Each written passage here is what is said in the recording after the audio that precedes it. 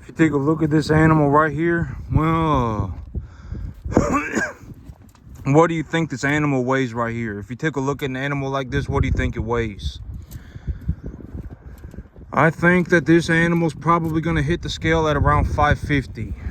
This one right here, I think the animal's going to hit the scale at around 550. I got some animals that are a little bit smaller. Like this one's a little bit smaller. That one's a little bit bigger. That one's probably a little bit about the same size.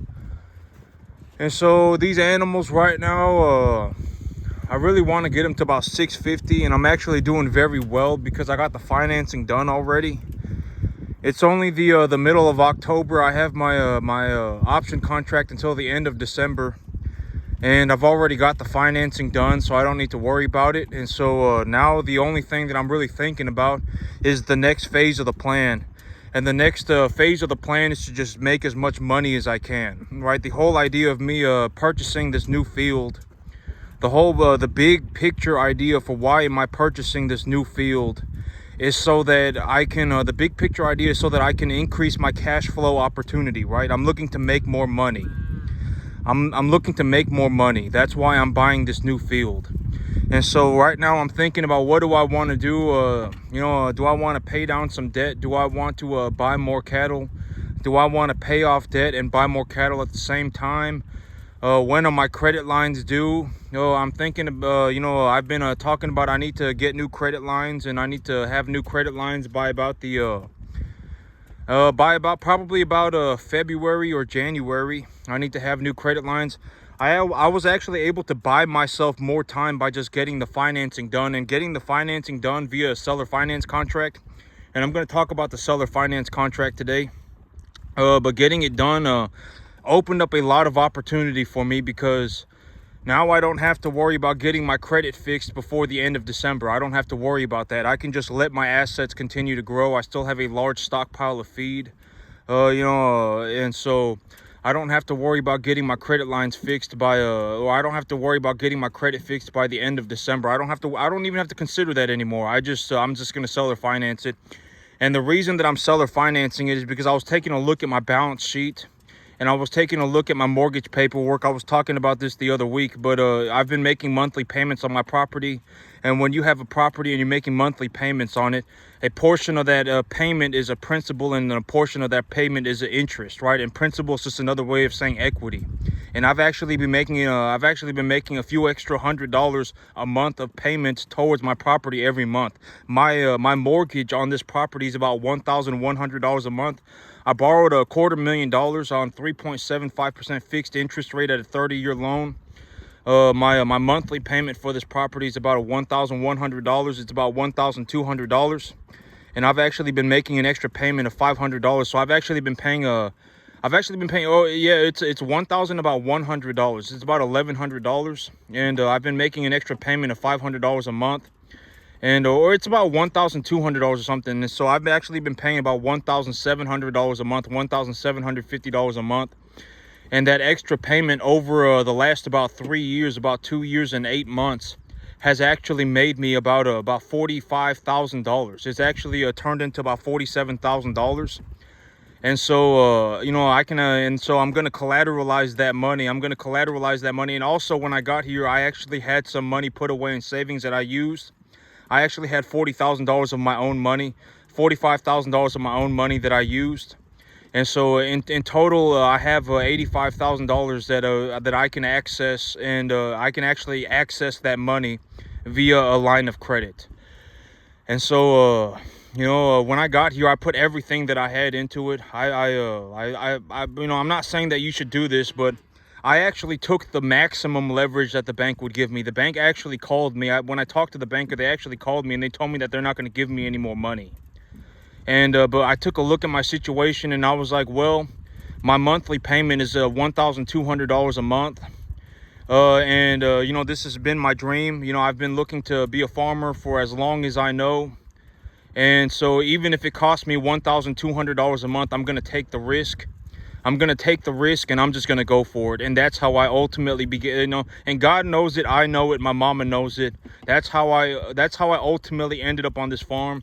And when I got on this farm, This was not like a cattle ranch before I got here. I mean, the business was something that I made, you know, according to just me. I made it myself.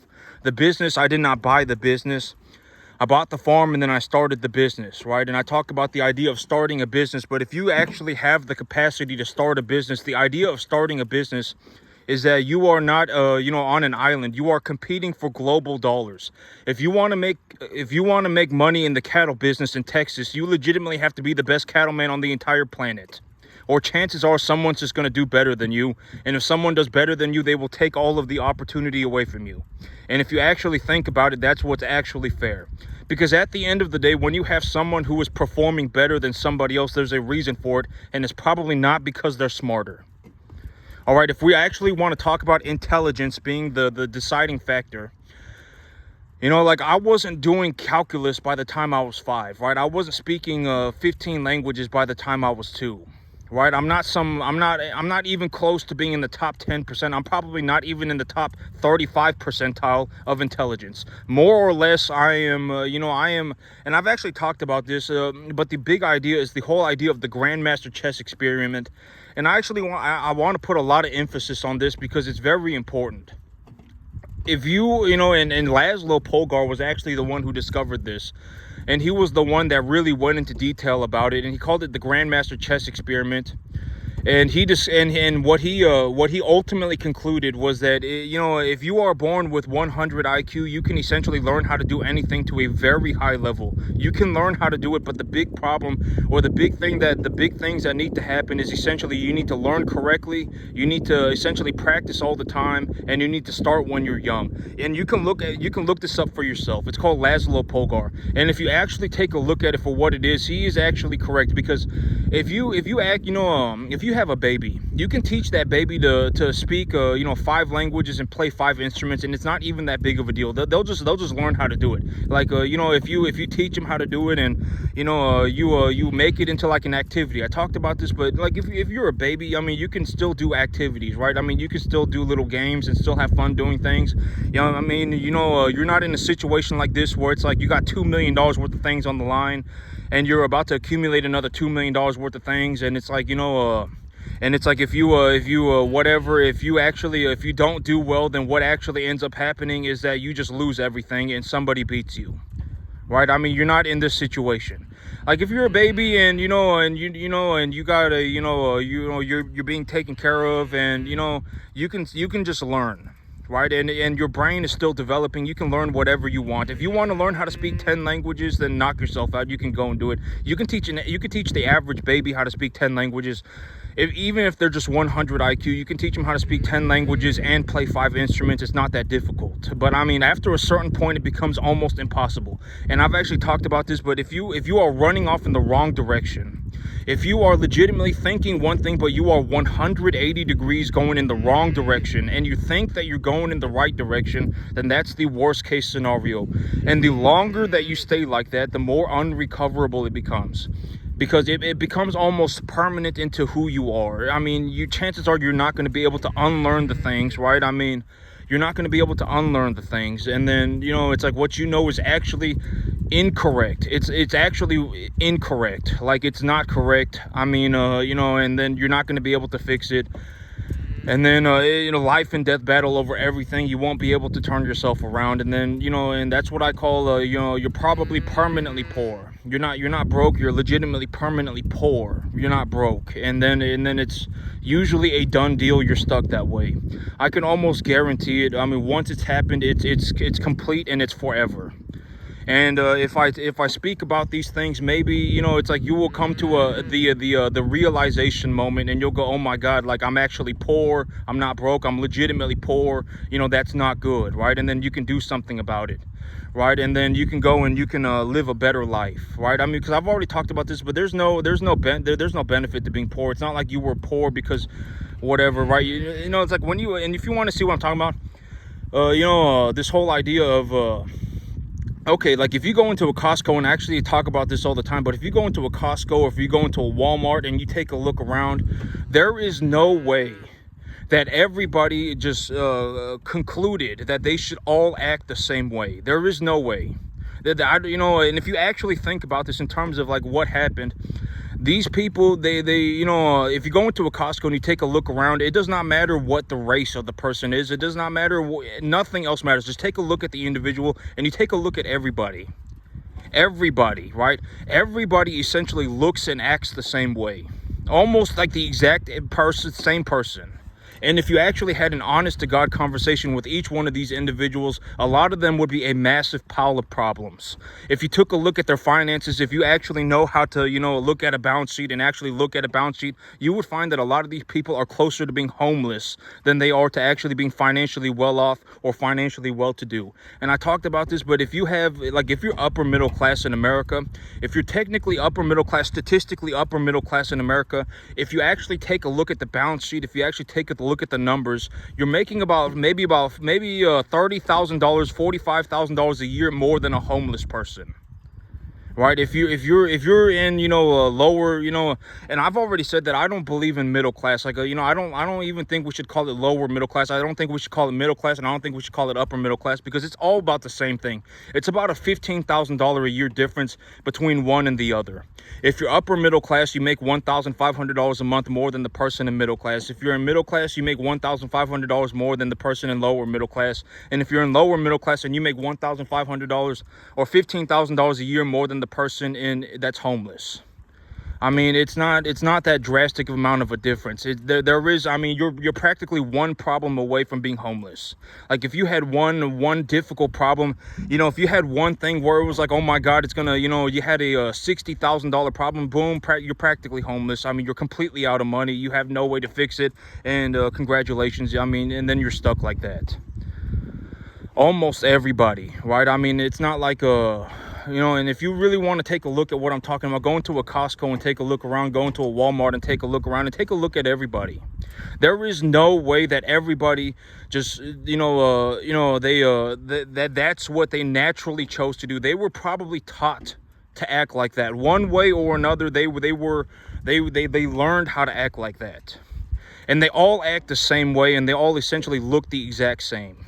Everybody. I mean, go in there and take a look around, right? And I've always said that this, the whole thing is that me, at the end of the day, I make so much money running these cattle that I can do whatever I want. I mean, and I'm not saying that to be like, oh my God, I'm just saying that, that's my realistic situation. Granted that I don't like start doing hard drugs tomorrow, or granted that I don't like go and get myself 5 girlfriends, or I don't go and like start drinking a bunch of alcohol, or I don't go and just start, being an idiot with money. I essentially, it's like, as long as I continue to run cattle, as long as I run cattle and I just do a decent, I do decently, I just perform at the level that I know how to perform. I make so much money running cattle that I can do whatever I want, to a reasonable degree. To a reasonable degree, I can do anything that I want. And so, I've always said that the big idea is for me to give my perspective, because it's like, at the end of the day, if we just take a look at it for what it is, I mean, it's like, if we take a look at what I'm doing, it's like, this guy, he said he was going to do something and he did it. And when he did it, it actually turned out way better than he ever anticipated. And he's massively successful in the top 0.00001 percentile of the entire U.S. economy for the year 2024. And he managed to do it by starting himself a cattle farm on a 10.5 acre field. Right? I mean, and that's my perspective, right? And I talk about the things that I went through, and I talk about how did I make it. I talk about the things that I go through on a daily basis, and it's like, at the end of the day, my results are phenomenal, right? I mean, we should consider that. I mean, I'm just going to be honest, and I don't like really saying things like that, because it's like, when I really take a look at my situation, I honestly did not know that I was going to do this well. I had no idea. I mean, I was, I did not even consider the possibility that I was going to do this phenomenally well. I did not even consider the possibility. And so it's like, if I did not even consider it, and I did not, anticipate it in any way, I mean, because it's like me, I was planning and I was diligently planning, and I worked, and I live where I work, and I work 7 days a week, and I strive to make good choices. I'm an avid learner. I love to learn. I go on the internet and I read books. And I read books about, I read a lot of scientific papers, and I'm always looking to improve. I love to improve. I don't think that this is the end all be all. If anything, I'm in the process of improving. And, I'm not, oh my God, the answer that I was born with is right. I mean, and I've actually come to this conclusion that most people are, and I'm just going to say it, and I say this all the time, but you're actually not smart enough, me included. All of us are not smart enough to have an original idea. All of your ideas, and this also goes back to the Costco people. Your ideas are from someone else. Ultimately, they are. You did not come up with your ideas on your own. And so, including me, all of us are not smart enough for an original idea. Very, very, very rarely, if any, do we have any original ideas. Everything that we think about was in some way influenced or taught to us by somebody else. I guarantee it. Right. And so, and I give my perspective because it's like, maybe if I give my perspective, you will actually, the things you will see, you will get to see it for yourself. Right. Here is a guy who was incredibly successful. I mean, he legitimately, in the year 2000, here in the year 2024, there were only like 20,000 people in the entire country out of 333.4 million people that made as much money as me in the year 2024. Only 20,000. I mean, and so it's like, if you were going to go and find someone like me, it would be like, I don't even know. Like, I mean, you would have to be imagine this. If you were in a room full of 333.4 million people, and there were 20,000 people in that room, do you think you could actually find one of those people, one of someone like me? And I've actually tried to do this. I've actually, walked around, and I've actually taken a look around to see if I can actually find somebody. It's like, if I just saw them, I would know. And I have actually not organically been able to see anybody. It's like, here is a guy who legitimately started a business. His business is net positive, like in terms of straight cash flow, like $84,000 a year. I mean, he's even accumulating like probably another $85,000 a year in assets.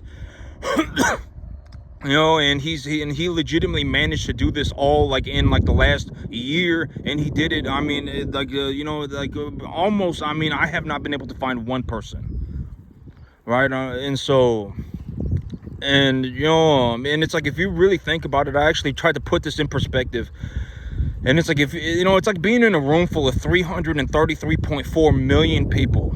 And there only being 20,000 people. And you have to pick out of those 333.4 million people, who do you think is extremely financially successful? If you were walking around in that room, you probably, even I probably could not do it. I mean, it's so few people. It's a very, very, very small number of people. It's 20,000 out of 333.4 million. And so, most people have no idea. They've never even seen it. It's completely beyond you. It's like, I've always said, the idea of the cave, right? I mean, you probably have never seen anybody that looks or acts like this. Probably not one. It's like, what do I do, right? I take look at the things that I do on a daily basis.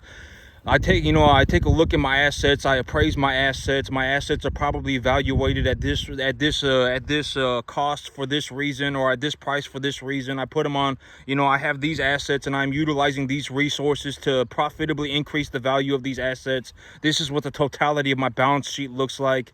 I'm using my balance sheet. I'm utilizing a portion of my balance sheet. I'm accessing a part of the equity of my balance sheet via a line of credit to purchase myself some more assets so that I can increase my cash flow opportunity. Stuff like this is probably something that you have never seen. You've never even considered it. Nobody that you even know has even done this. Probably not. All right, and the big problem is that. And I don't like saying, and the only reason that I say this is because maybe if you realize the situation that you're in, you will actually turn yourself around. I actually do not get any sort of enjoyment or anything out of saying stuff like this. I just state it like a fact. All right, and it's like, but if you're poor, it's probably too late. I mean, you've been like that for too long. You probably have. That's the thing that I don't like saying. I actually don't like saying. I don't get any sort of enjoyment out of saying it. I just say it like a fact. And even if you saw somebody who was very, very, very well to do with themselves, you would actually have no idea what was going on. You would actually have zero idea. And in a worst case, the worst case situation would be you would actually start running off in the wrong direction, 180 degrees in the wrong direction. A lot of people end up like that. And then you end up, and it's not just, it's not just farming, right? I mean, you can find people who are just, and it's like, and it's a free country. You can say whatever you want, right? And that right goes to me too. And I'm just telling you, I mean, your answer is incorrect. It does not matter, what we're talking about. I mean, we could be talking about business. We could be talking about balance sheets. We could be talking about fertilizer. We could be talking about crop management. We could be talking about anything. And it's like, but I mean, and it's like we live in a country where you can say whatever you want. Freedom of speech is for everybody. It's not just for me, and it's not just, it's for everybody. You can say whatever you want, and and I'm just telling you, if you're in a situation where you think like fertilizer damages the environment, if you're in a situation where you think domesticating animals to feed people is a bad idea, if you're in a situation where you think that whatever, right? I mean, whatever it may be. I mean, if we did not domesticate animals, and if we did not domesticate animals, people would starve in mass. There would be mass starvation. If we did not use antibiotics, animals would die in mass. If we did not use the proper medications, animals would die in mass. If we did not feed the animals properly, the animals would not, grow. And I've always said that my big idea is that I always make sure that my animals get fed properly. Even if I always make sure that my animals get fed properly. And I've always said that me in terms of a spiritual sense, I always let my animals know, through my actions and through my soul, that that I understand that this is not the best situation for this is not the best situation, but I'm gonna do the best that I can to give these animals a very good life. Right? Because if these animals lived out in the wild, it's not like they're going to go on a trip to Disneyland. I mean, these animals, if they went off and lived in the wild, I mean, they would be dying from not being able to find water. They would starve to death. They would be emaciated. They would have parasite problems. I mean, these, and there is a benefit to being cared for by a human being that cares. There is a huge benefit. I mean, these animals, they get fed meals every day. I give them good meals every day. I give them access to water. If they're sick, I give them medication. There is a lot of benefit from domestication. All right, these animals, they get cared for. Right, they're not living in the wild and just having to fend for themselves, right? And so there is a lot of benefits to domestication, and if we don't use the proper medications, and here's a way to think about it, and it's like I think a lot of people, if you actually take a look at the numbers for what they are, if you go to a third world country, one of the big signs of a third world country is infant mortality. If you take a look at a graph for infant mortality, how many babies just die? If you take a look at a graph for how many babies die, you will find that there is a direct correlation between, essentially a country that has no money and a country that has more money. You would actually find that there is almost always a direct correlation in infant mortality. If you go to a country that has less money, chances are they have more babies dying. All right, and so if you really think, and I've always talked about it, but I believe that America is the greatest country on the entire planet by a long shot. If you take a look at it, I mean, America, it might not be a perfect situation, but if you actually take a look at it for what it is, I mean, the average quality of life for the average person, the quality of life in America is drastically higher in this country than anywhere else in the world. You could be a poor person in America, and if you actually took a look at your living standards, you would be way better than if you were like a poor person in a third world country. If you're like a poor person, like in the middle of whatever, in the middle of a village, in the Philippines, chances are, I mean, you're gonna be drinking water out of a river. I mean, you're gonna be living in a mound of trash. I mean, and it's like, and it's complete. I mean, in America, you at least, the chances are your quality of life in America, even if you are a poor person, is drastically higher than it would be anywhere else. And that's another metric that you can look at. I mean, America is definitely the best country on the entire planet. It doesn't even come close. All right, and if you really take a look at it, I mean, take a look at infant mortality statistics. And it's like the idea of not using medication instead of, because here's the thing. It's like, I think that the average person, especially if you were born in America, if you were born in any sort of what would you call it? Any sort of more scientifically developed country, if you had a small infection, it could be anything. It could be a nasal infection. It could be an ear infection. It could be anything. A minor infection. If you did not have access to antibiotics, you would have probably died.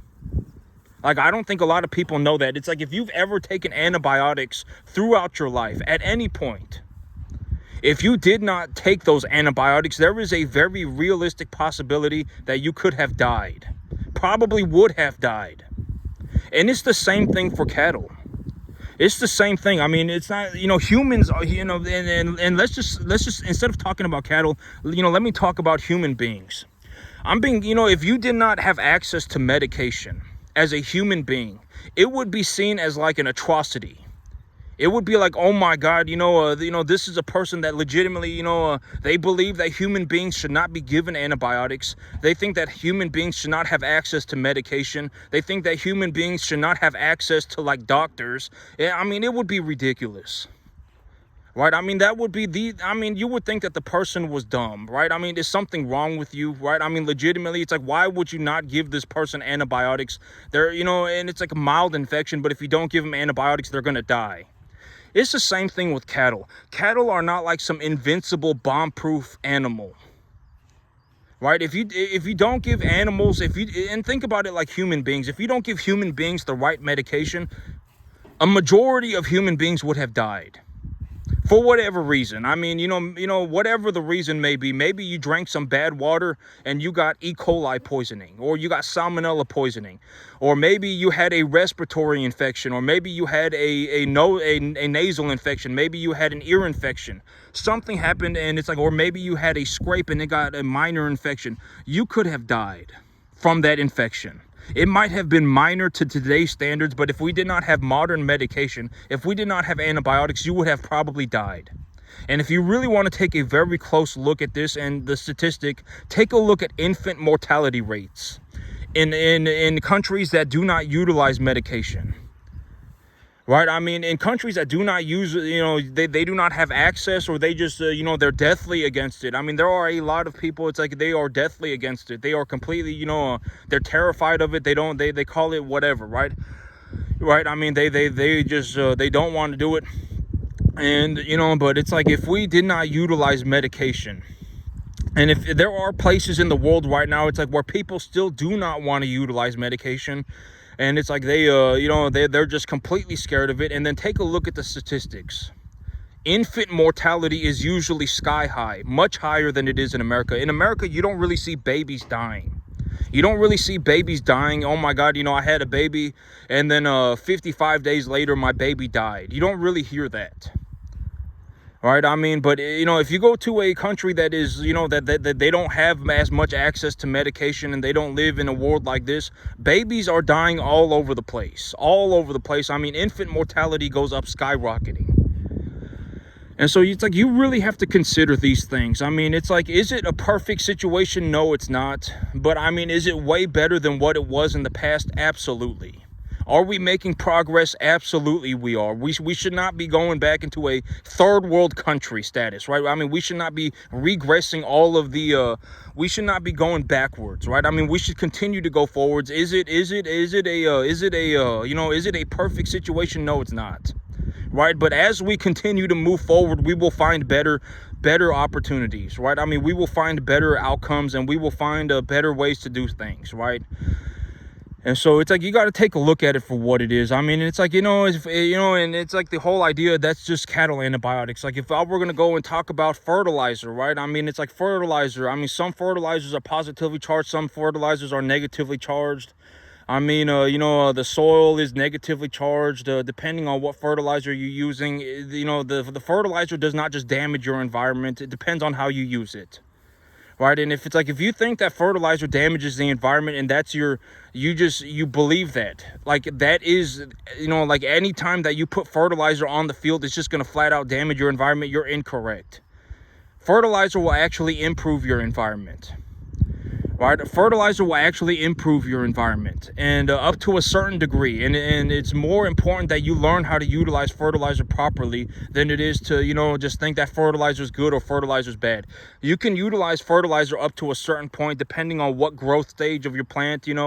If you have a plant in this growth stage, and you're anticipating that you want to put your cattle on it, well, then you can use this fertilizer. If you have a fertilizer, or if you have a plant in this growth stage and you anticipate that your weather's going to turn better, or your weather's going to turn worse, or whatever, you're going to plow your field to plant new grass, and you can utilize these fertilizers or those fertilizers, and you can utilize this much or that much. I mean, it's more important to think like that than it is to think, oh my God, fertilizer damages the environment, antibiotics are bad. I fell out of heaven a 7, and the answer that I was born with is correct. You don't want to be in this. You want to really take a look at what you're thinking about, all right? And then you really need to develop a deeper understanding. That's very important, right? And and I give my perspective with the idea of, maybe if I give my perspective, if I show you what I'm looking at, if I show you what I do on a daily basis, and maybe it will, for 1, 2, 3 people, 5 people, maybe, I mean, it will actually be of extreme benefit to you. And if I could help 5 people, if I could help 3 people, then I'll just call it a day. If I can even help one person, right, get put on the right track, then I'll just call it a day. Right? I don't make it any sort of goal of mine to make a bunch of people happy. There's no way to make a bunch of people happy. It's not possible. You should not go out and try and make people happy. It's a useless, I mean, there's no way you can do it. I mean, if you're making everybody happy, that's not good. Okay? And so me, maybe I help one person, and me, at the end of the day, when I run cattle, I make so much money running cattle that I can do whatever I want. Anything. And I actually wanted to talk about this thing too, or this whole idea. But it actually took me about 15 years to generate my first $2 million. And for my next 2 million, it's only going to take me about 6 months.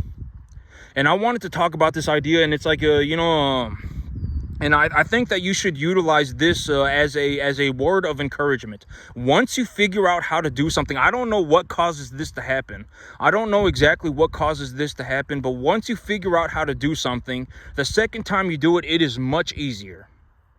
Much easier. I don't know why. It's not like it's much easier. It's just much more natural. And a very good way to look at this is like me. It took me 15 years to generate my first 2 million, and my next 2 million, it'll only take me about 6 months. And and another way to look at it is like me. I'm gonna do all this over probably 3 or 4 times over in the next 6 months. All right, I mean, it's once you figure out how to do something, it becomes much more fluid for you. I mean, you could probably redo it. And so it's like, that first, let's say that you're actually taking a look at this, and and I don't suggest you try and become a farmer. If you want to become a farmer, I mean, you're legitimately going to have to hit one of the 3 criteria. All right, I mean, if you're already misinformed, it's probably too late. Everything's going to be a life and death battle for you. You will never be able to correct yourself. You will essentially be doomed for, I mean, and I say this with the utmost sincerity, right? And it's like, maybe if you actually take a look at it for what it is, and you actually manage to turn yourself, and if you turned yourself around, it would actually be a miracle. It would be like a miracle, like a saint miracle, that you turned yourself around. Almost all the time, by the time you've become misinformed, it is too late. It is too late. You've probably been walking around, or you've probably been going the wrong way for too long. All right, and now it's like you've built this entire microcosmic universe around this thing that you incorrectly know. You do not know the correct answer, right? And if you want to find somebody, and I talk about this all the time, but if you want to find somebody, it's like, if you want to go and make $2 million, chances are you should not try and go and come up with the answer yourself. You should find somebody who did it. And this is, and I was talking about this, but let's say that you're in a room full of 1,000 people, and the first and you are dead set on, and you want to make $2 million, right? You want to make $2 million. You gotta, whatever, right? You want to make $2 million running cattle. You want to generate $2 million, and you ask 999 people, and they all tell you that it's not possible, it's impossible. Oh my God, that's crazy. It cannot be done. And then by the time you meet me, I'm the 1,000th person you've met. And I tell you, you know what? I'm doing it. I actually did it. I actually managed to do it. I generated about $2 million. It took me about 500 days, but in reality, if I had nothing today, but I figured it out. And even if I lost everything today, I could probably do it all again. I would be willing to bet that I could do it all again in a year. Even if I lost everything today, I could do it all again in a year. Right? I could do it all over again. Even if I had nothing, I could do it all over again, right? How would I do that, right? And this is exactly how I would do it. I would purchase these type of cattle. These are the commodity markets that I'm looking at. If you're looking at a real estate deal, then you can utilize these different strategies. If you look at a contract, you got a terms, and then you got your price. If you don't have any money, you can hold you can get an option contract on the property. You can, I would purchase these type of cattle at this price. I would plant this type of grass. I would, use this type of fertilizer, and I could tell you how to do it. And I could tell you how to do it in great detail. So you should find somebody who actually knows what they're doing. Always. Go and find somebody who knows what they're doing. If you want to go and learn about animal medications, then find a veterinarian who's taking care of 100,000 animals at a feed yard. If you want to, figure out, how to run, how to utilize animal feed, then go and, find a whatever, go and find a person at a feed yard running 100,000 cattle a year, and they're the lead nutritionist. If you want to, make $2 million in the next year, if you want to generate $2 million in the next year running commercial cattle on a 10.5 acre field, then, you can watch my channel. All right. Me, I'm not the best at animal medication. I'm not the best at animal feed.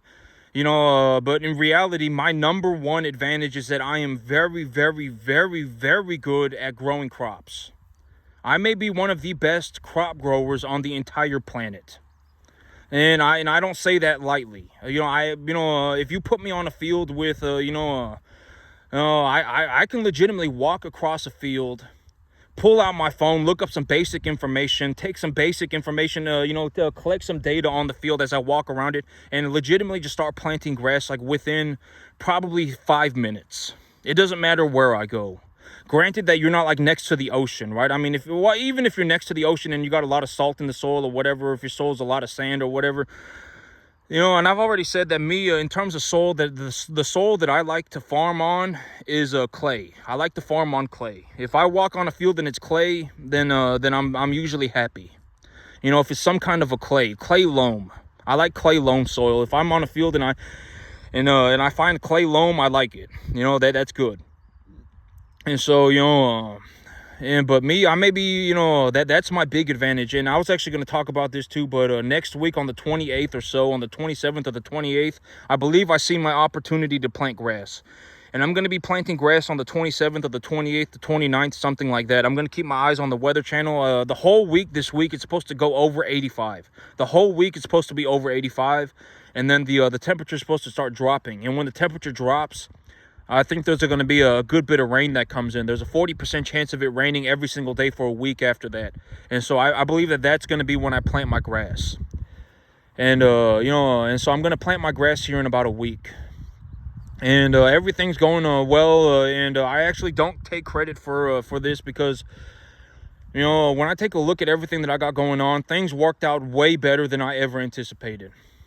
All right, I'm just going to be completely sincerely honest. I'm not saying this like, oh my God, look at me, I made it. I'm not saying that. I'm just going to be completely 100% sincerely honest. Things went way better for me than I ever anticipated. I did not think that things were going to go this good for me.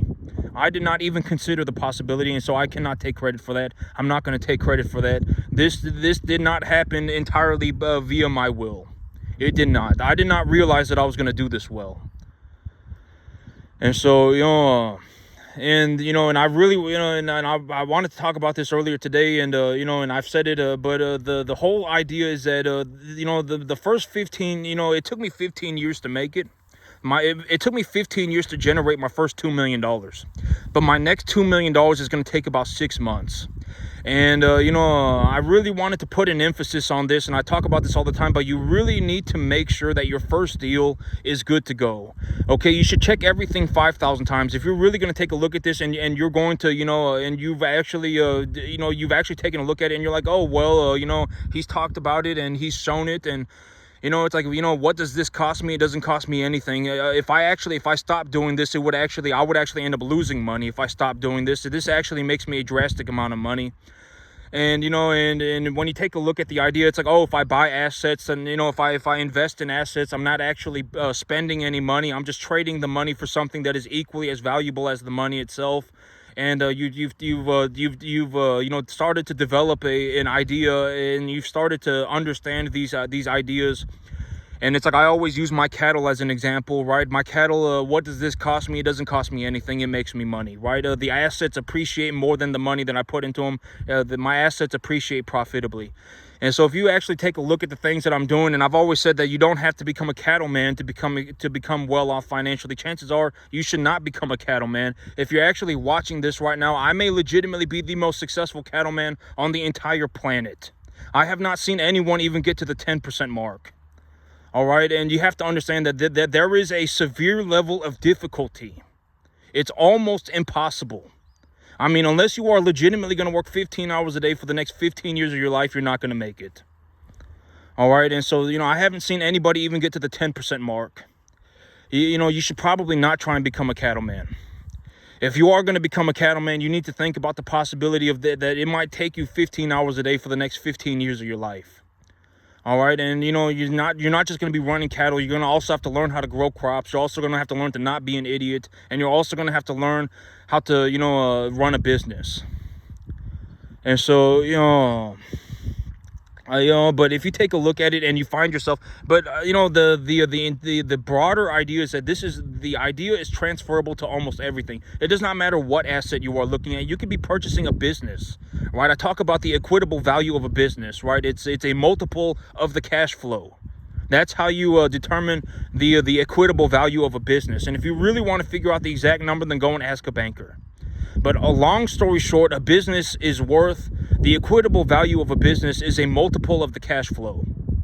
All right, that long story short, a simple way to look at it. And so, it's like you can, it's if you create a business out of thin air, if you legitimately start a business on your own and you start making a large amount of money, that business is worth a set amount of money, a multiple of that money that you are making. Long story short, simplified way of looking at it. And so, it's like you can even go and purchase a business. And if you purchase a business that's 1.25 times, that's being sold for 1.25 times its earnings, then, you can take a 5-year loan on it and you can start making $7,000, $8,000 a month today. Right? Maybe you even get a couple of cool tax write-offs and you can buy yourself a new truck and you can write that off on your taxes too.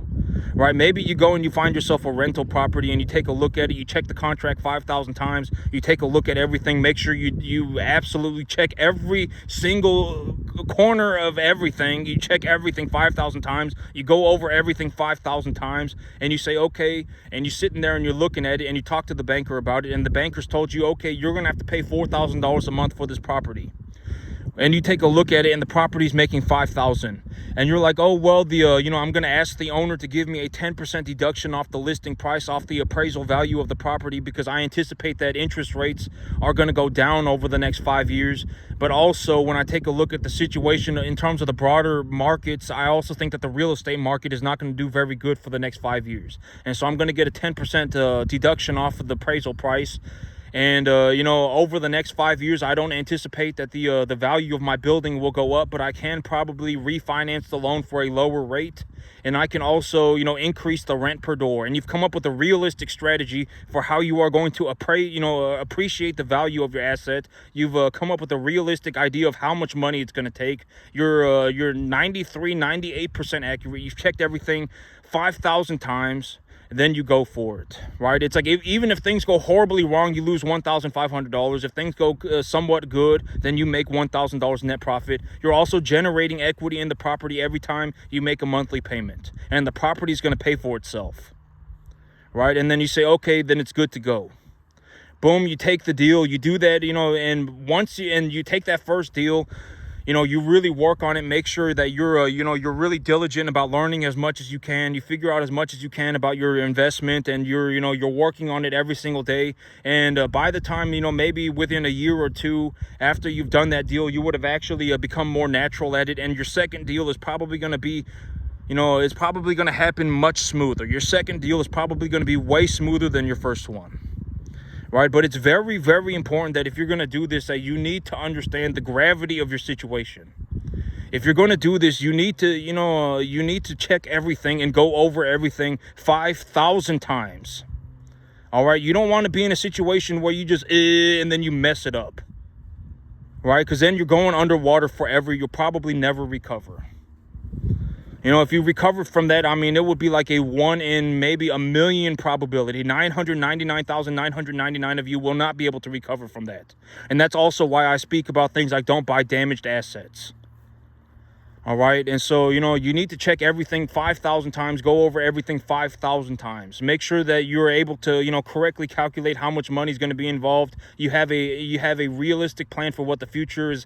Where you see yourself in the future. What do you see yourself doing in 6 months? What do you see yourself doing in a year with this asset to increase the value of it, to increase the cash flow, whatever it may be, right? Or refinancing the loan, whatever it may be. The contract, you're going to get better terms on it, or you're going to get a better price on it, something, right? And make sure you actually, you're going over everything and you're actually doing your due diligence, and you have to make sure that first deal really works out for you. It's going to be do or die. And me, when I got on this farm, it was do or die for me. It was, this was my dream forever. This was my dream since I was 17, 18, 15 years old. And I legitimately, I went for it. And I did not even consider I wasn't even thinking about becoming a cattle rancher when I first got here. And when I take a look at how things are going now, and where I'm what have I got accomplished, I did not even consider the possibility that I was going to do this well. I had no idea. I did phenomenally better than I ever anticipated. And so I don't take credit for that. And that's it for me today, YouTube. Y'all have a good one.